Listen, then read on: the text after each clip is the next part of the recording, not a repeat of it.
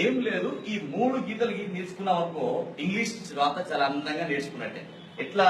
ఇగో టిక టిక టిక టిక టిక ఒక్కటి డమ్ డమ్ డమ్ డమ్ డమ్ ఒక్కటి అతి నారాయణ సీతారాం తప్పకుండా లెక్క పెడితే 31.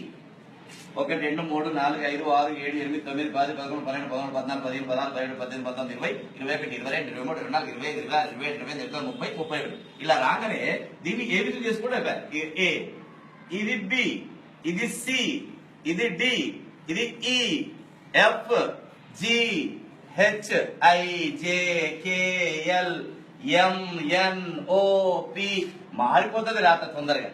ఏ ఒక్కటి బాగా నేర్చుకున్నాం అనుకోండి, ఏ చాలా చిక్కుడు గింజ ఆకారంలో నేర్చుకోవాలి. నేర్చుకున్న తర్వాత ఇట్లంటే పి అయింది, ఇటు కింద గీస్తే డి, ఇట్లంటే పి, ఇది క్యూ, ఇది జి, కాలు గింజ రాస్తే ఓ, ఇట్లా ఇట్లా అనుకో ఎన్, ఇది ఎం, ఇది యు, ఇది డబ్ల్యూ, ఇది హెచ్, ఇది వై, ఇది సి, ఇక్కడ నుంచి ఇంతవరకు రాస్తే సి, ఇట్లా ఇట్లా అనుకో ఈ, అక్కడ రాసి చుక్క పెడితే ఐ, ఇట్లా అంటే ఎల్, ఇది జే, దీంట్లోనే కే, దీంట్లోనే ఎస్, దీంట్లోనే ఎక్స్ రాసినాం అనుకో ఏ సన్నగా రాసి బి పెద్దగా రాయవద్దు.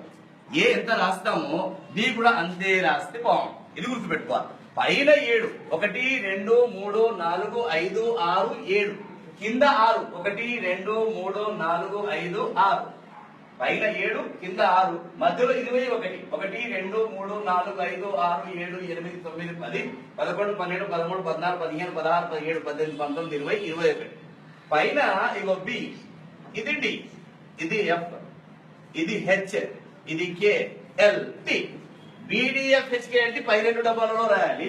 ఇగో G, J, P, Q, Y, Z ఇవి కింది 2 డబ్బాలలో రాయాలి ఫోర్ములా కాపీలో. ఇక్కడ ఇగో A, C, E, I, M, N, O, R, S, U, V, W, X ఇవి మధ్య డబ్బాలో రాయాలి ఫోర్ములా కాపీలో.